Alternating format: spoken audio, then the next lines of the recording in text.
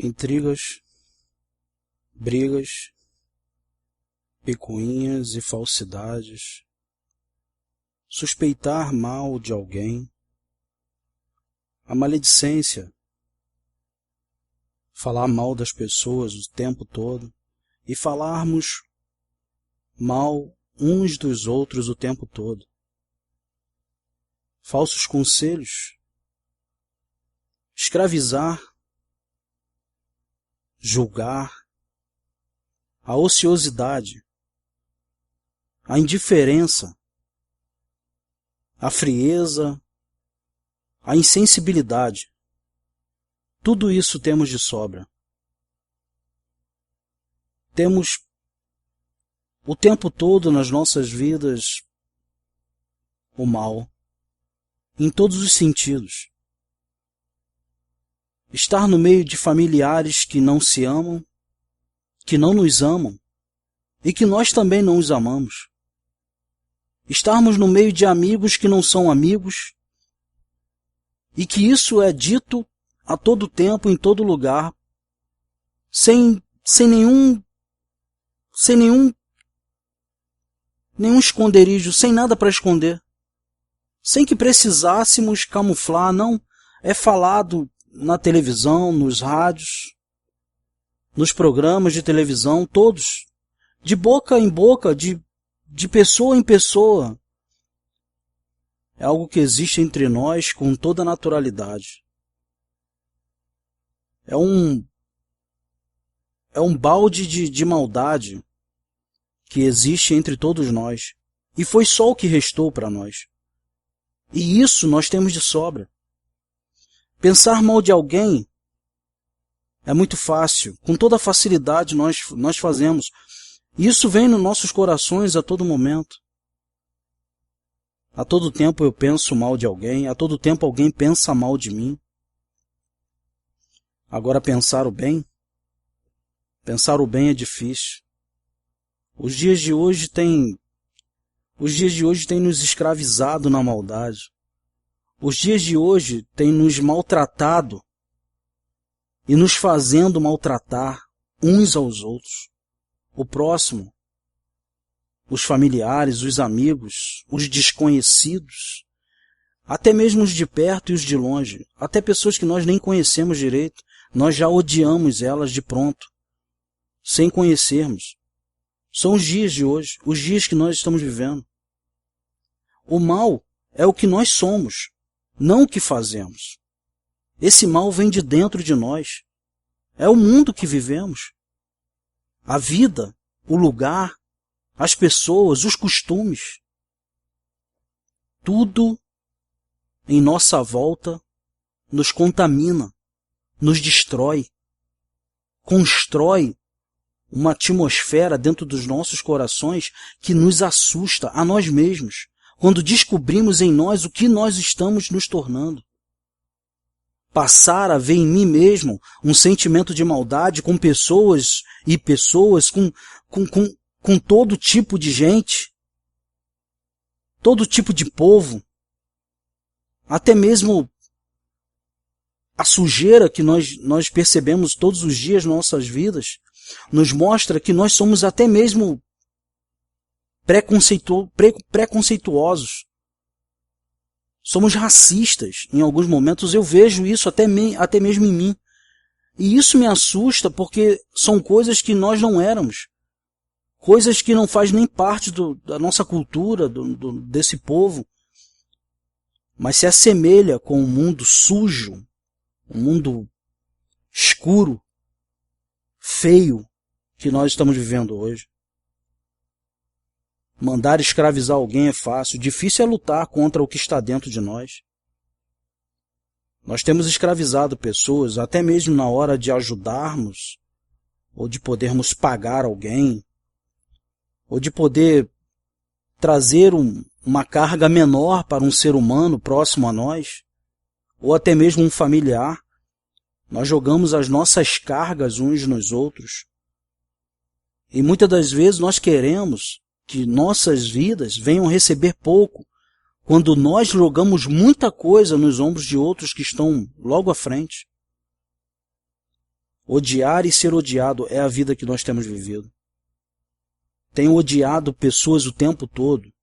Pessoas que se levantam contra mim, pessoas que nem se levantaram contra mim, mas se levantaram contra os outros, ou até mesmo pessoas que nem fizeram algo tão grave, mas o sentimento de morte, de maldade e de sangue que corre no meu coração, eu vejo esses dias, me impressionam.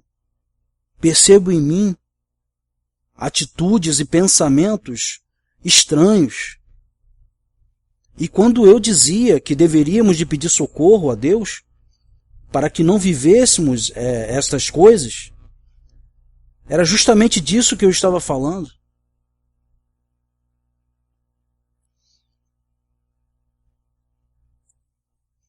Vejo cada dia que passa, tenho reparado que as coisas têm se tornando cada vez piores, até mesmo dentro do meu próprio coração, e não somente sobre as pessoas que eu vejo na rua. Não se pode ser bom. É uma estrada sem curva e sem saída. Odiar e ser odiado, atacar e ser atacado. Quem é diferente? Não há diferente. Ninguém aqui é bom. Tudo bem que a palavra de Deus se cumpre nisso, mas não há um sentimento de bondade entre nós. É uma estrada sem curvas. Você não tem como desviar desse caminho. Por viver num lugar como esse, por viver com pessoas como estas, é praticamente impossível. Você tenta ser alguém diferente, mas você não consegue. É uma vida que impulsiona numa direção e que impede você de tomar qualquer outro caminho. Você não consegue. Você não pode ser bom, não se parece com Cristo, você não consegue se parecer com Cristo. Meu Jesus, será que ainda somos teus filhos? Como pode ser assim, não se poder parecer contigo? Como podemos viver numa terra, num lugar onde nós não conseguimos nos assemelhar a Ti de forma alguma, por todas as formas que tentamos, por todos os dias que prometemos a nós mesmos que amanhã seremos diferentes. Não, amanhã eu vou fazer diferente, e a gente não consegue fazer diferente. Mas que a gente queira, não dá. A gente percebe, olha, já sei, eu já me conheço, amanhã eu não vou fazer diferente coisa nenhuma. Eu sei que amanhã eu não vou ser melhor coisa nenhuma. Nunca consegui ser melhor. E quanto mais o tempo passa, pior ainda eu vou me tornando. Eu sei que há muita gente que também não quer.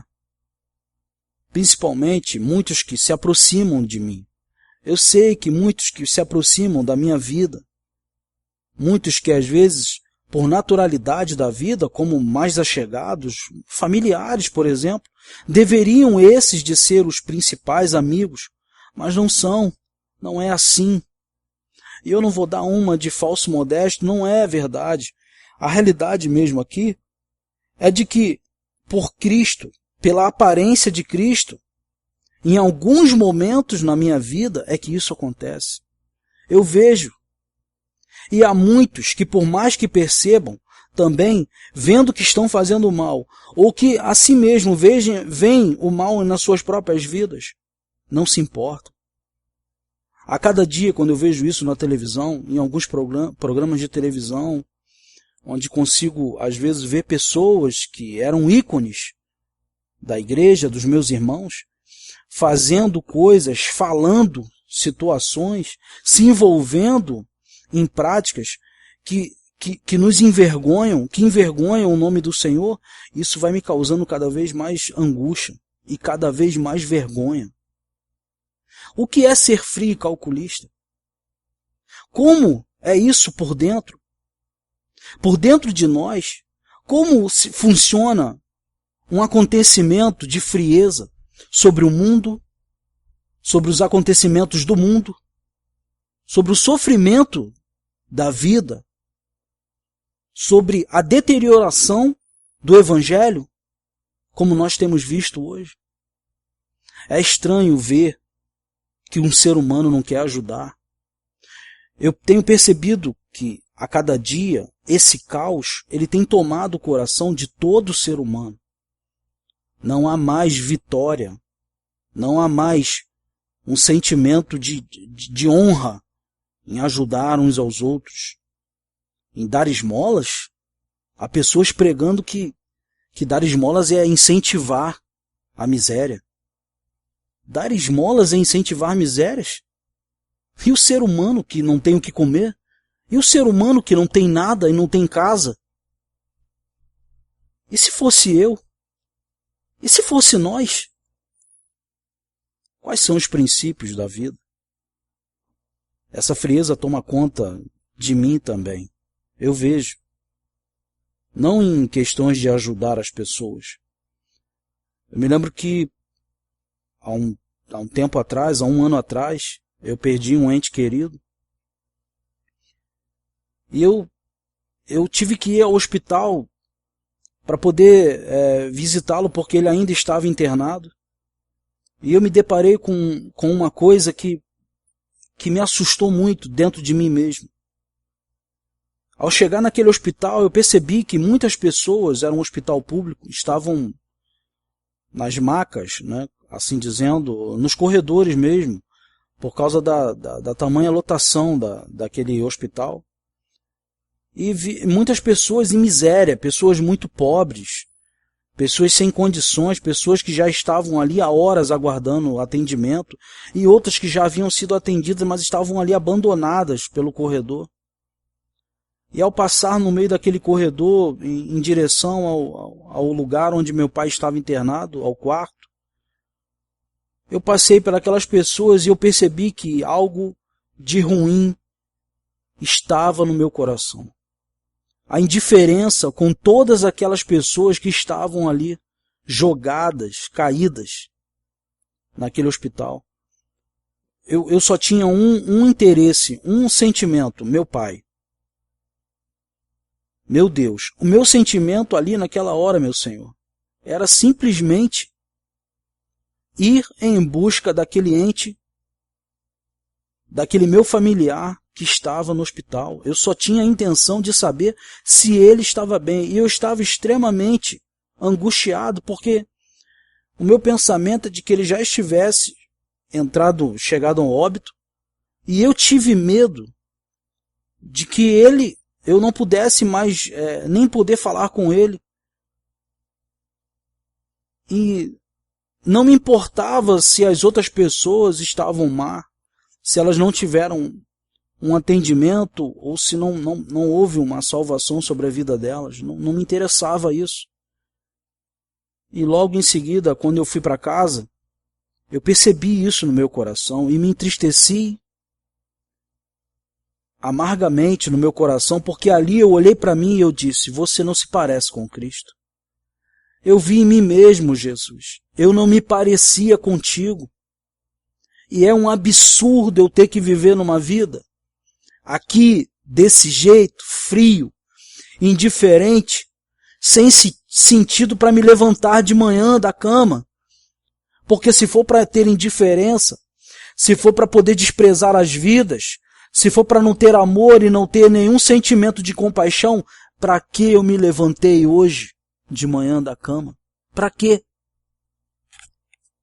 Se eu não fui criado para te louvar, e louvar olhando para qualquer ser humano daquele, movido de compaixão eu pudesse levantar as mãos a ti, ou me prostrar aos pés do Senhor pelas vidas, para que me levantar da cama?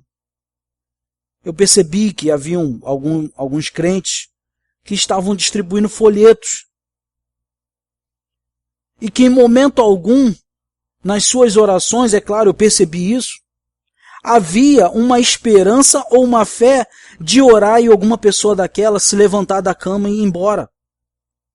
Isso não estava acontecendo, porque claramente aquela pessoa já sabia, é natural entre nós, povo de Deus, povo de um Deus de milagres, e um povo do mundo, não haver entre nós nenhuma manifestação espiritual ou poderosa da parte de Cristo. Mas eu me levantei da cama hoje para comer. para beber. É estranho ver que não quis ajudar ninguém, que não se preocupa em resolver a dificuldade de ninguém,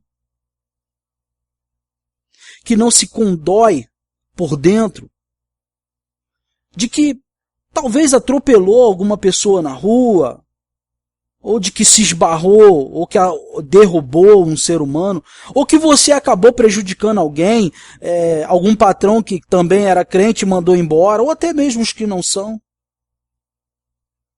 Ver isso no ser humano hoje machuca. Mas não machuca porque você é, não. Machuca porque você não é.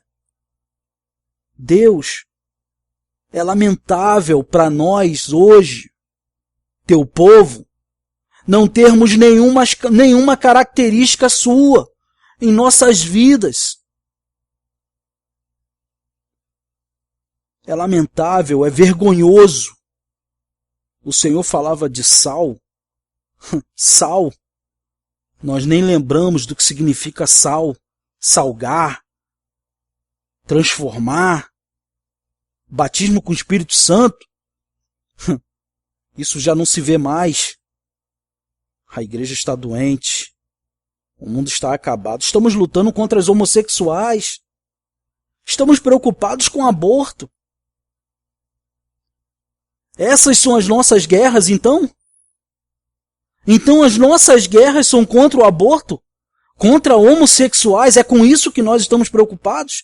Estas não são as nossas guerras. Isso não é verdade. Não nos incomoda nada. Esses homossexuais aí fazendo e acontecendo, e esses homens da igreja, os representantes hoje da igreja, que dizem que são os nossos representantes, eles não nos representam, não pode ser. Não se assemelham contigo. São muito piores ainda do que nós. Que semelhança tem com Cristo? Nenhuma. Se apresentam aí para os grupos, para os governadores, fazem alianças políticas, se envolvem com milicianos e policiais ou o que seja, e dizem que são os nossos representantes, que estão ali pelos nossos direitos. O povo de Deus não está interessado em nada disso. O povo de Deus não está preocupado com abortos ou com homossexualismos ou com prostitutas. Não é com isso que o povo de Deus se preocupa. O povo de Deus está faminto, está com fome. O povo de Deus está com fome da palavra do Senhor. Os homossexuais não nos ameaçam em nada. Porque quando uma ameaça vem até nós, nós temos o chão. Aonde nós estivermos tem chão, é só se ajoelhar e o Senhor vem. Nós não precisamos ficar arregaçando as mangas. Nós não precisamos ter que lutar. O Senhor é quem guerreia as nossas guerras. Não são nossos representantes, não nos representam. Frequentam programas de televisão, fazem alianças, estão fazendo aí propagandas, querendo fazer coisas e protestos em internet, querendo fazer protesto contra novelas. Nós somos algumas pessoas que estamos interessados em novelas. Então quer dizer que o povo de Deus está fazendo protesto contra a novela. Boicotes à novela. Então esse aí é o povo de Deus? Isso não é o povo de Deus. E não sou eu que estou falando, não. O próprio Deus está falando. Existe um versículo da palavra de Deus no livro de Oséias, capítulo 1, versículo 9, que diz: porque vós não sois o meu povo, nem sou eu vosso Deus. Deus deixa claro que o povo que não se assemelha a ele, ou que nem tem o interesse de se assemelhar a ele, não pode ser chamado de povo de Deus. Não é verdade. Considerar-se mais esperto do que todos, não respeitando nem regras, nem limites de compreensão, nada. e dizem que são povo de Deus. Meu Jesus, vou perguntar a ti mais uma vez, ainda sou teu filho? Ainda somos teus filhos? Viver como se tudo fosse sem necessidade, não darmos importância a nada, fazendo pouco caso de compromissos, de palavras, de promessas, de tudo. Será que ainda somos teus filhos? Como se manter limpo? O que nos restou para fazer? Se você está com alguém, sei lá, conversando, desabafando, você sempre vê que está errado. Tudo é errado. Não damos um passo, tudo é errado. E quando está certo? Quando é que estamos certos? Nós nunca estamos certos. Você não tem ninguém para falar ou se amigar. Nós não temos mais amigos. Não temos mais família, nem irmãos. Lidamos com eles, claro. Temos contatos com eles, mas não é a mesma coisa. Não são mais confiáveis. Não são mais amigáveis. Não existe mais entre pessoas complexidade. A cumplicidade não existe mais entre pessoas. Há entre nós um olhar de desconfiança. À nossa volta, tudo é complexo, tudo nos derruba, tudo à nossa volta também está errado. Eu vejo que a igreja hoje no mundo é uma vergonha para qualquer tipo de pessoa. Mas e no mundo, como é que estão essas pessoas? O livro de Jó também fala sobre isso no capítulo 12, no versículo 1 e 2, Jó fala claramente da palavra do Senhor, de como o ser humano, do que o ser humano se transformou hoje.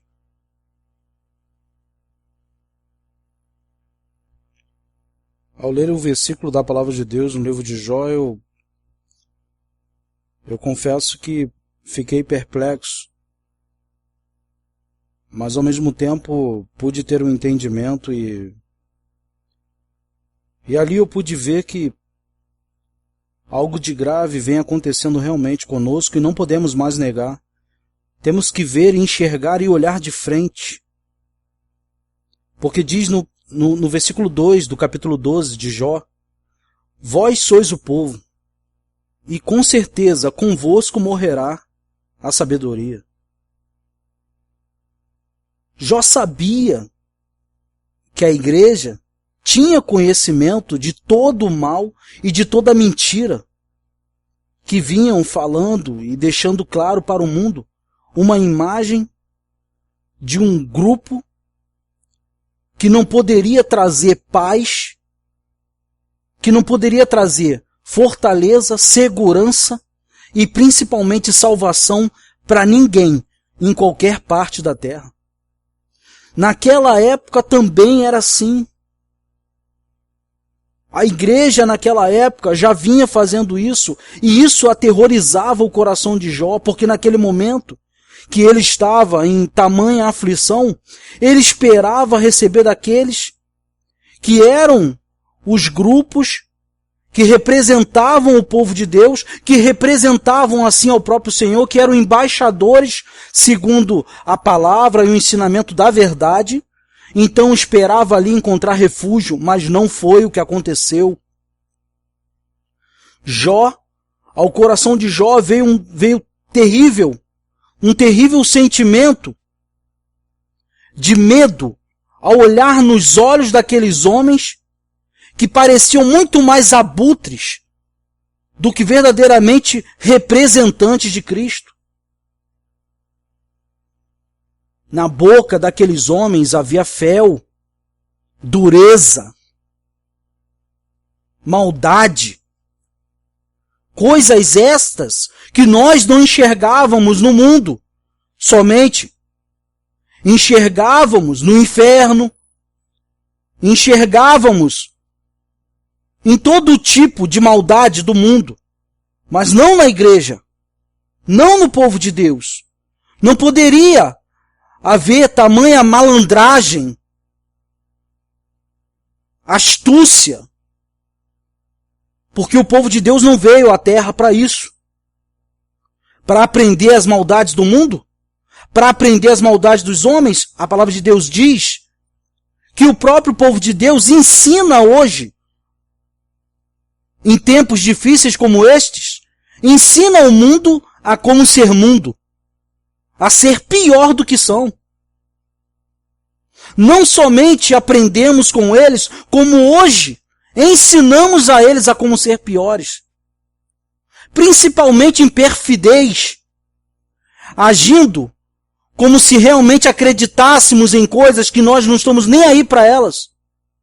Pagamos para as pessoas que somos fiéis, justos, quando a justiça anda muito longe de nossas vidas. Não habita mais em nós o cristianismo. Isso é fato. Tem que ser reconhecido. É vergonhoso, não é honroso, não. Como que dizendo que esse aí só se levanta para criticar. Isso não é verdade, não. É um lamento. É vergonhoso para nós.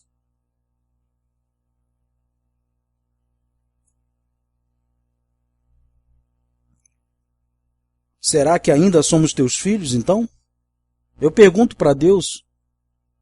Será que ainda somos filhos de Deus? Eu pergunto para vós que estão ouvindo. Olha para você. Olha para dentro de você agora. Busca aí o cristianismo dentro de você. Por quê? Você foi para a rua protestar? Você tem ido aos cultos? Então você é cristão? Então você não conhece o que é cristianismo. Então você não conhece Jesus.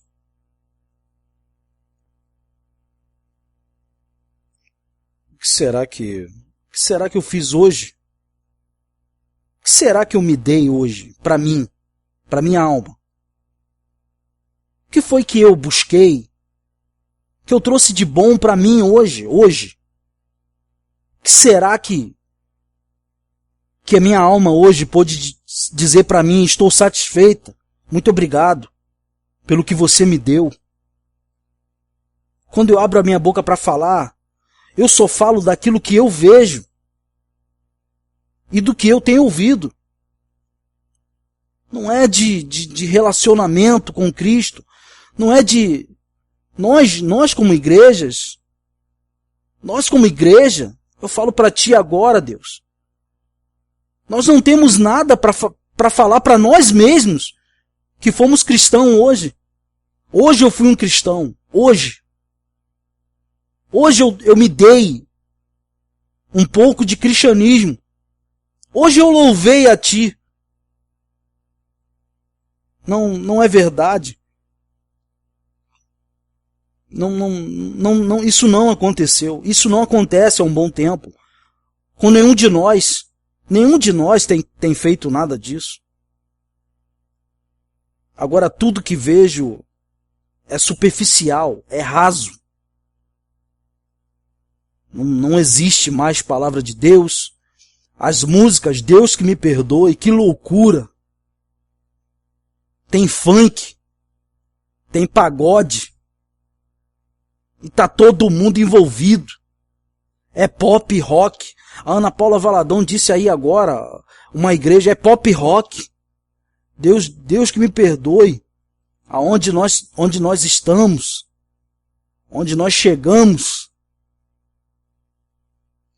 O que vou fazer? O que eu vou fazer para livrar o meu corpo dessa morte? Meu Jesus, o que nós temos aqui além de ti? Ainda somos teus filhos? Vou perguntar mais uma vez. Vou perguntar de novo. Eu não sei quantas vezes vou te perguntar. Ainda somos teus filhos? É a pergunta. A única coisa que eu tenho é a ti e nós não temos. Realmente, temos e não temos. Quando penso nas pessoas, me sinto como se eu tivesse totalmente errado com todas elas. E penso no meu coração, às vezes, que todas elas também me desejam muito mal.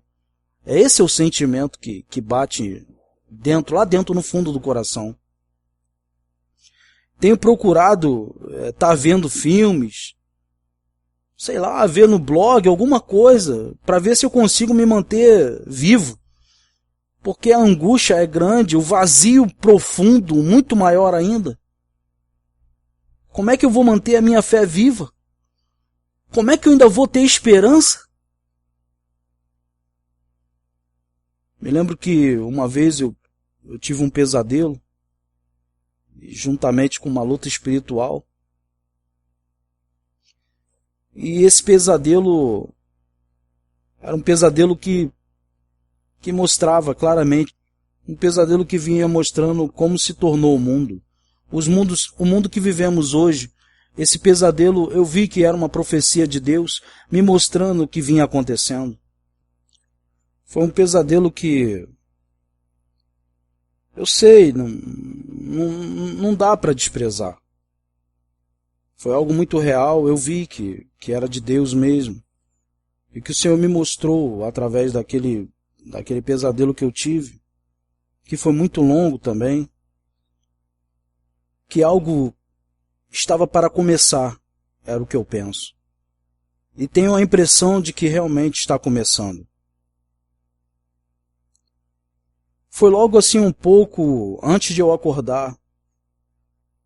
É aqueles pesadelos que Deus fala, que é para você não esquecer mesmo. Logo antes de você acordar, que é para ficar bem nítido na mente, assim, na cabeça. Quando eu acordei, eu estava tão perturbado, quando eu acordei deste sonho, deste pesadelo, que na verdade eu nem queria que tivesse acontecendo de verdade. Queria que ele não estivesse em minha cabeça. Como foi angustiante estar vivendo aquele pesadelo. A angústia que eu senti naquela hora. Pois era muito difícil, era uma situação difícil e confusa também. Eu não me lembro de ter sonhado com minha mãe antes. Não me lembro, foi a primeira vez que eu me lembrei de ter sonhado com a minha mãe, nunca tinha acontecido. Eu não sei o que dizer, mas assim, meu coração parece que tem uma ideia clara do que é aquilo. E engraçado que está um dia cinzento, e naquele dia no pesadelo também estava. Era um dia meio nublado, meio chuvoso. Era como se eu estivesse próximo a tipo uma plataforma com trilhos de trem. E haviam muitos trilhos. Como que mais ou menos uns 8 ou 9 trilhos, como num encontro de plataformas. E eu me lembro que eu estava na parte de baixo, próxima ao trilho mesmo. E eu estava numa parte um pouco mais funda. O trilho estava mais ou menos na altura do meu peito. Um pouco mais à frente, é claro. Eu estava assim numa parte lateral, próximo. Atrás de mim eu via que não havia casas, não havia nada. Era um lugar que só tinha os trilhos e um pouco mais à frente havia a plataforma da estação. Mas onde eu estava era entre o trilho e a plataforma. E era muito mato dos dois lados da estação de trem. Era mato, só mato que tinha por ali. E não tinham casas próximos àquela estação. À minha frente estavam os trilhos. E eu estava bem próximos a eles também. Eu podia sentir a força de tão próximo que eu estava do trilho, dos vagões, dos trens passando na minha frente de um lado para o outro. E o que me chamava a atenção, ao olhar para eles, eu via que Deus me fazia olhar para os trilhos e para os trens. E eu sentia a força e a velocidade que passavam de um lado para o outro os trens. pela visão de Deus que ele me dava, ele me fazia ver que aqueles trens estavam fora de controle. Me fazia perceber que estavam fora de sincronismo, não estavam sincronizados. Era uma velocidade muito alta, que não era o normal para trens de passageiros como eram aqueles. Então Deus mostrava para mim, naquela hora o Espírito Santo dizia para mim que algo errado, que um acidente muito grave iria acontecer. Ele dava a entender para mim claramente, não estão sincronizados, vão bater. Vai haver uma colisão e um acidente grave vai acontecer. Eu olhava para aquilo, olhando para eles, eu me sentia ameaçado. Como que se eles mesmos estivessem com toda aquela velocidade e aquela confusão, eles me ameaçassem. Até mesmo a minha vida estava correndo perigo por causa daquilo. Era o que parecia. Eu não sei porquê, mas eu percebi também que havia uma colisão clara e que, ao olhar para os trilhos e para os trens, eu me preocupava em olhar para minha mãe. Eu sabia que ela estava do meu lado naquela hora. Minha mãe estava em pé do meu lado. Mas o engraçado é que eu só olhava para os trens e para os trilhos, eu não olhava para ela. Eu olhava para os trens. E meditando naquela mensagem, dizia para mim, vai acontecer um acidente grave. Eu já tive tantos pesadelos com trens, tantos, mas eu nunca tive um que fosse desse jeito. Eu percebi que naquela hora que eu olhava para os trens, a minha mãe havia sumido, ela não estava mais próxima a mim. E logo percebi que alguns dos vagões daqueles mesmos trens que estavam passando estavam descarrilhando. E era estranho que mesmo na hora que eles haviam descarrilhado, eu percebia que eles continuavam seguindo em frente na viagem. E isso no meu coração o Espírito Santo disse a mim. Tá vendo, meu filho? Você percebe que eles estão descarrilhando? Perceba que mesmo descarrilhando eles seguem viagem. Então Deus dizia para mim, perceba isso, veja isso, porque esse caos que você está vendo agora faz parte do que passaria a ser de hoje em diante, e assim seria mais tempo para frente. Logo em seguida eu vi que um desses trens havia descarrilhado e tombou de vez, fazendo com que várias pessoas daquele vagão fossem mortas e todo o vagão estava destruído. Algumas pessoas que haviam sobrevivido começaram a sair e outras tombaram no trilho mesmo, mortas. Essas pessoas que saíam meio que feridas, meio que cambaleando. Nessa hora eu me preocupei com a minha mãe, procurando por ela, e eu fui em direção à estação, porque eu sabia que ela estava lá sentada. E quando eu cheguei lá, eu percebi que a minha mãe não tinha nem entendido nada. Que ela nem percebeu que havia acontecido um acidente. E aquilo me chamou a atenção mais uma vez, e Deus dizia para mim, meu filho, veja que as pessoas e a sua família não sabem e não têm visto nada de ruim que vem acontecendo. O trem está descarrilhando, pessoas estão morrendo, está começando um caos terrível, um caos que contamina todos, a igreja, a polícia, os hospitais, todos os políticos, as autoridades, todos estão contaminados. E a sua família e muitos nessa vida estão desapercebidos. Estão meio que viajando, voando, não percebem nada. Que é isso que eu quero mostrar a você. Ao olhar para minha mãe,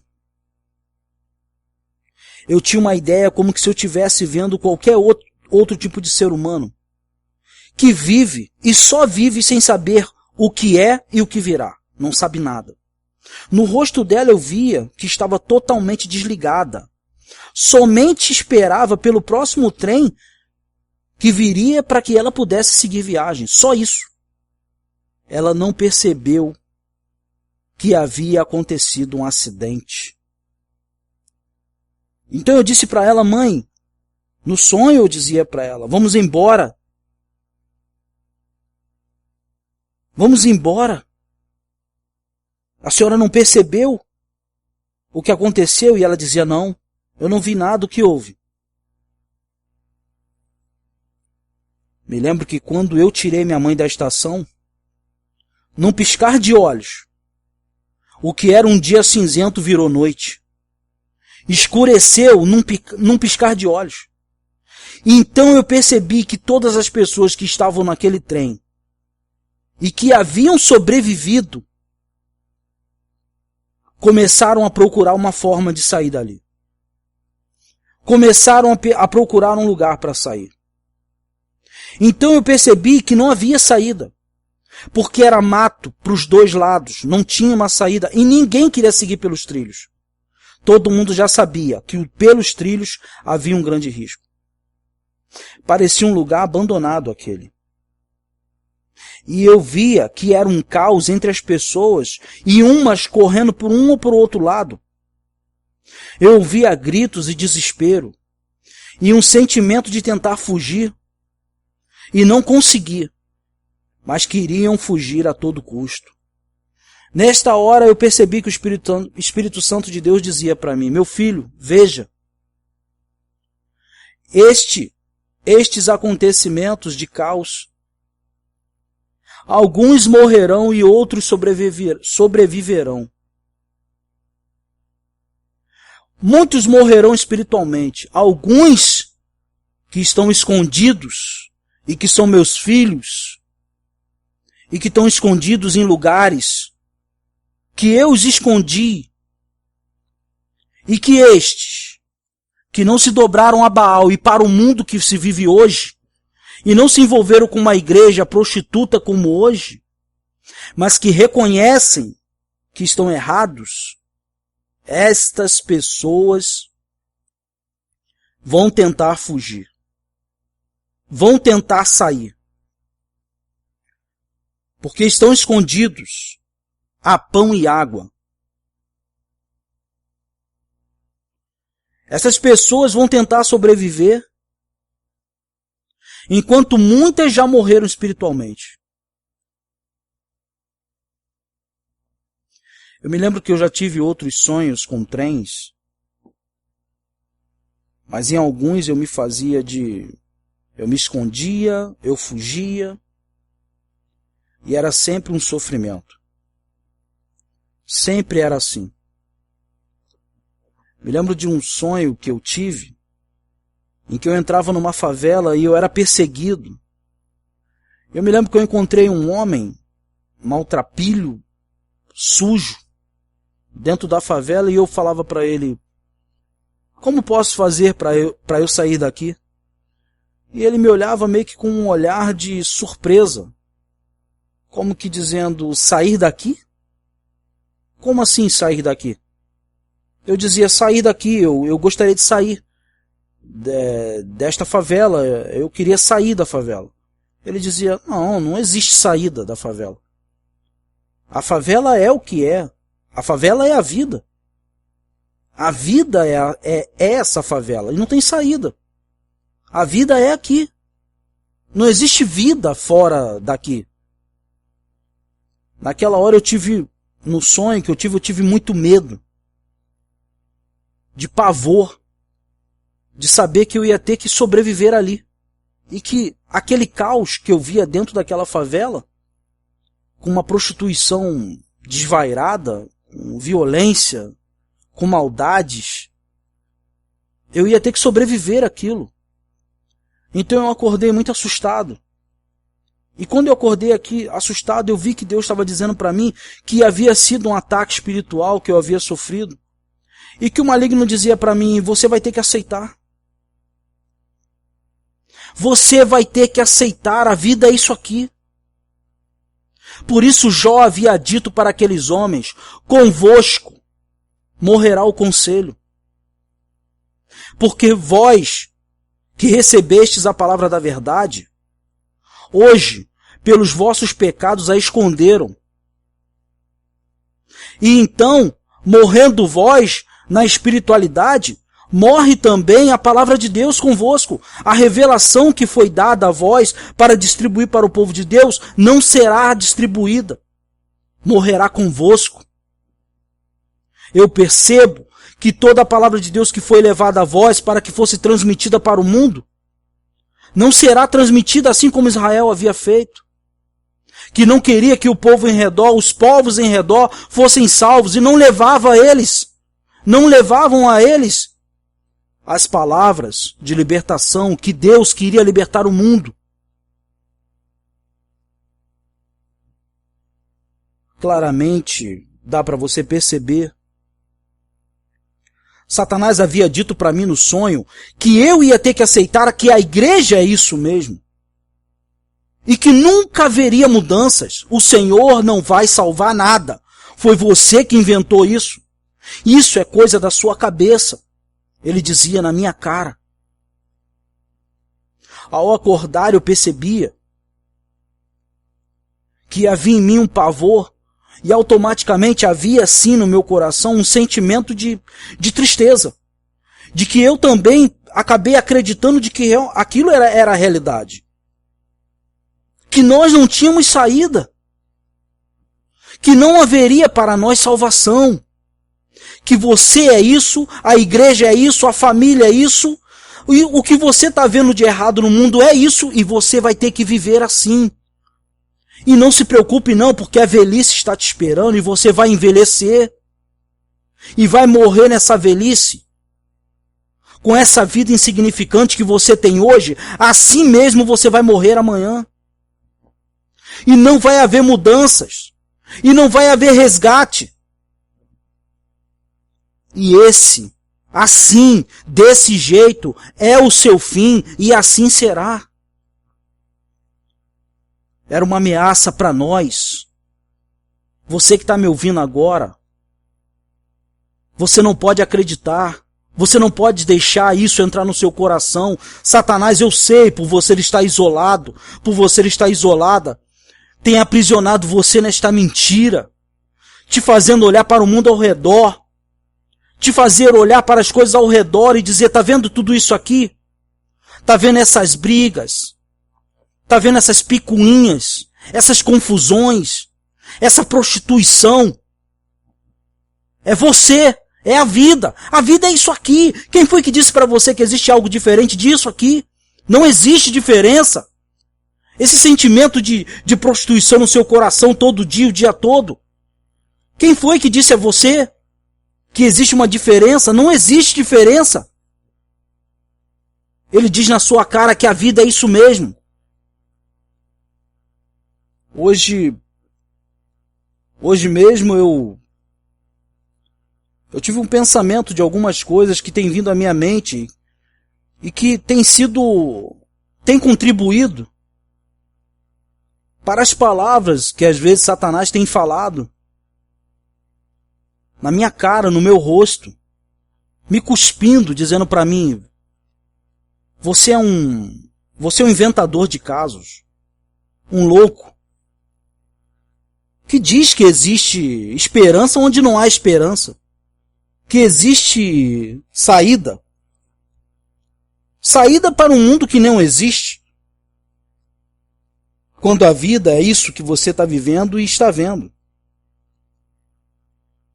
Então eu pergunto, você consegue ouvir este som? Este som está em todos os lugares, em cada parte do mundo, em cada canto da terra, onde você estiver. Um pouco desse som, um som que é uma tortura ouvi-los todos os dias. Tortura para pessoas que esperam algo novo, que esperam uma transformação, que espera por Deus trazendo a sua justiça, que Deus destruindo uma igreja para levantar a igreja verdadeira, que Deus destruindo este mundo para levantar um mundo verdadeiro. Para este som é uma tortura, É o som de uma vida alheia, é assim que eu chamo. É uma moto que passa na frente da sua casa, o carro de som parado na sua porta, o carro do peixeiro, do aipim, o carro dos produtos usados, do ferro velho. É o som da vida alheia. As pessoas conversando fiado, na tua frente, no quintal, próximos à sua casa, homens trabalhando o tempo todo, crianças gritando, uma ambulância passando, o barulho de trânsito. Este som todos os dias, os passarinhos que cantam, ele diz, Jesus não vem. Ele não vem. É isso que diz para nós. Eu sei, onde você está aí perdido, perdida, isolados, no meio dessa família louca, cega, como o próprio som dizia, o próprio sonho dizia, o pesadelo. Isso mesmo. Isso tudo diz para você que não vai dar em nada, que não vai acontecer nada. Diz que você está esperando. Você tem uma esperança de que aconteça uma transformação, que Deus venha e derrube este templo para construir um outro em 3 dias. Você é louco.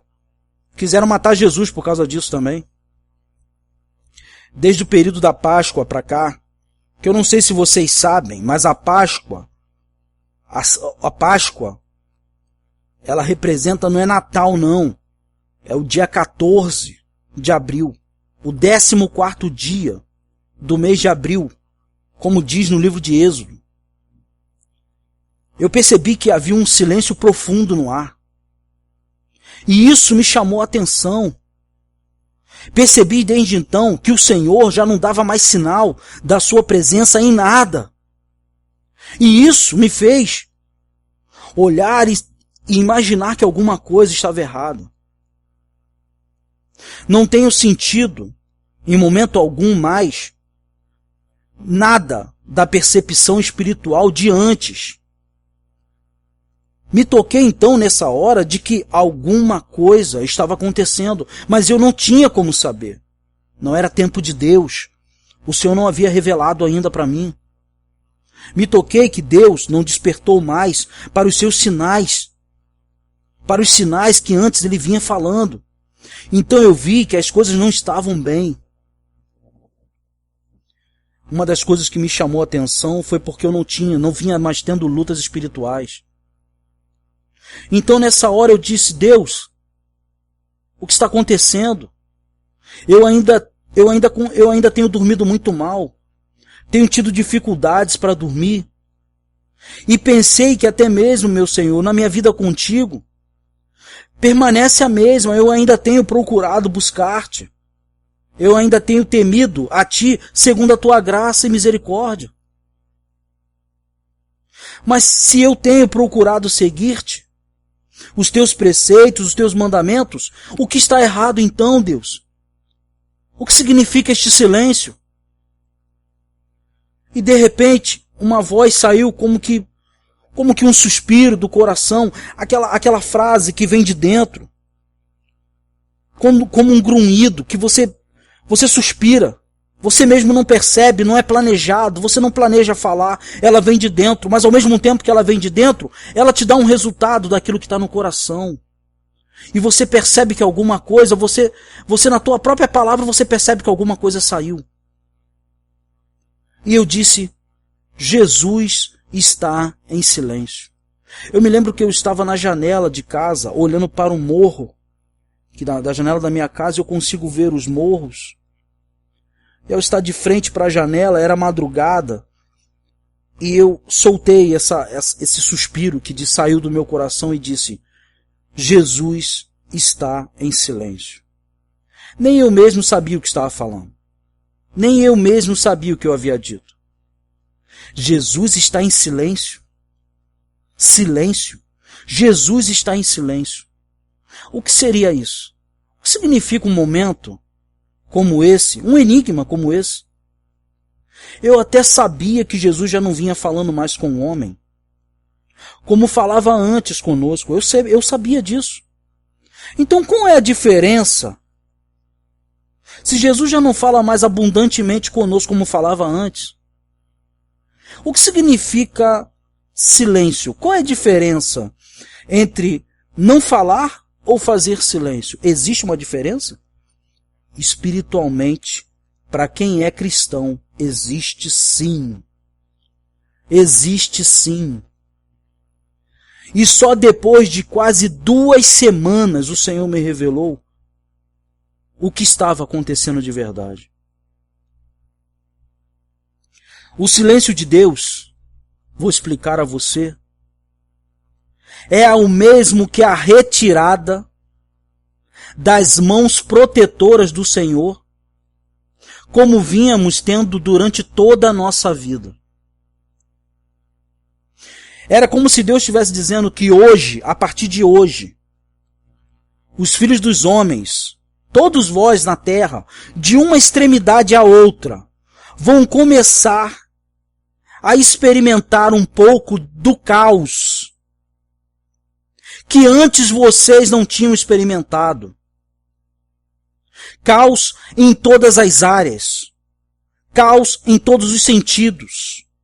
Do próprio ser humano, no coração, nas atitudes, nos perigos da vida. Tudo. O ser humano sem bondade. O ser humano sem misericórdia. O ser humano sem caráter. Um ser humano sem uma lógica real, humana no próprio coração, sem paz. Vocês vão começar a experimentar o que é isso na vida. E isso já havia sido prometido antes. Até mesmo quando eu tive aquele pesadelo, Deus já havia me falado e eu não me lembrava mais. Até que, graças a Deus, pela graça do Senhor, eu havia escrito e havia anotado estas palavras. E elas estavam guardadas e anotadas. E quando eu li, foi que Deus me fez ler novamente e me lembrou delas e disse: eu já havia falado para você que isso aconteceria e que esta hora chegaria. Mas lembre-se que quando esse caos chegar no extremo, porque ele começa agora, mas quando ele chegar num nível extremo, aí começará o arrependimento da igreja. Aí começará o arrependimento de todos vós, a transformação dos vossos corações, através deste castigo que eu trarei para as vossas vidas. A mão que protegia contra os acidentes está sendo retirada. A mesma que impedia a falta de caráter de forma absurda dos homens, agora está sendo retirada. E o caráter do ser humano acabou aqui. Seja da igreja. Isso que você está vendo na igreja agora, isso que você está vendo nesses líderes, você está pensando que você está vendo o quê? Você está vendo ser humanos sem a mão protetora, sem caráter, um coração do caos da vida, que se assemelha à igreja, ao mundo, que impedia o povo da igreja de fazer alianças com políticos, com empresários, governadores, prefeitos, e até mesmo que fôssemos convidados para programas de grandes eventos, e até mesmo aceitássemos. Não, agora a aliança foi feita, está feita, entre a igreja e o homem. E aquele que quiser sobreviver vai ter que malhar o trigo no lagar, como fazia Gideão. Porque você está sendo roubado, saqueado todos os dias, pelo maligno e pelo povo da terra. E se você quiser sobreviver, você vai ter que se esconder. Vai ter que se esconder em Cristo e malhar o trigo no lagar. Você vai ter que dar um jeito de procurar se aprofundar nos segredos estes do Senhor Jesus que estão extremamente escondidos. Você vai ter que procurar, vai ter que caçar. Então eu perguntei a Cristo: nós ainda somos teus filhos? Com tudo isso que o Senhor falou e o que eu mesmo acabei de dizer que nós somos, ainda somos teus filhos? A misericórdia do Senhor é a causa de não sermos consumidos. E o Senhor não nos retribui segundo as nossas iniquidades. E como diz a palavra de Deus que eu li esses dias, e esta aqui é que eu vou finalizar, porque o Senhor é rico em graça e misericórdia, e tardio em irar-se. Estas foram as palavras do homem de Deus, lembrando ao Senhor de quem ele era e de quem ele é. É por isso que o amor de Deus é incondicional para nos amar nesta hora, como nós somos, como estamos. Mas lembre da palavra de Jó que eu li e de Oséias, que Deus dizia claramente em Oséias: este povo não é o meu povo. Vós não sois o meu povo, ele dizia. Porque se você não se assemelha a Cristo, você não é de Cristo. Porque se você não tem nada de Cristo, você não pode dizer que é cristão. Que sejamos, que venhamos a carregar em nossas vidas, em nossos corpos, em nossos corações, a graça de sermos escolhidos, como assim era com Sansão, que havia sido separado como nazireu. Existem pessoas aí que são nazireus. Existem pessoas que mesmo famintas, sedentas, sofrendo, sabem que estão erradas, que não se entregaram, sabem que estão erradas, reconhecem que estão fracas, que estão se perdendo e que precisam de um Salvador. Ainda somos teus filhos? Ainda somos teus filhos? Porque o Senhor encerrou a todos debaixo da desobediência para agir de misericórdia para com todos. Não esqueça esta palavra.